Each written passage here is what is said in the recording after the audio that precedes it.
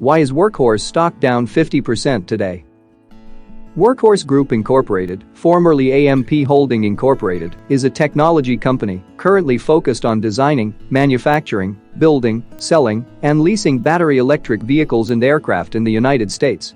Its products include C-Series electric delivery vans C650 built with composite lightweight bodies that provide best-in-class MPG, and package delivery aircraft, Horsefly, a custom-designed, purpose-built package delivery drone that can fly fully autonomously and is fully integrated with Workhorse's line of electric delivery trucks.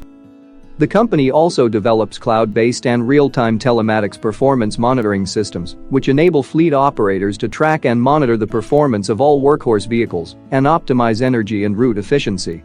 For the third quarter of 2020 ended on September 30th, Workhorse reported sales at $565,000 compared to $4,000 in the third quarter of 2019 and cost of goods sold of $2.8 million, doubling the cost in the third quarter of 2019.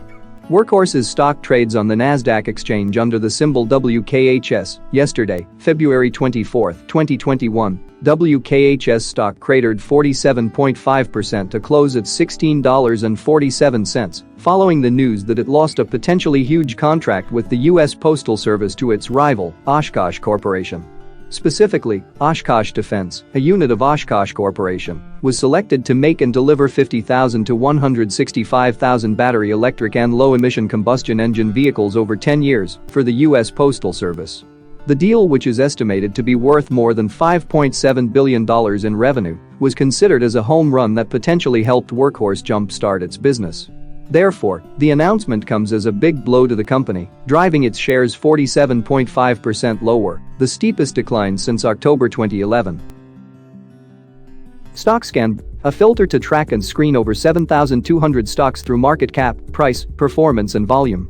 StockScan helps traders make well-informed option trading decisions by using option price charts.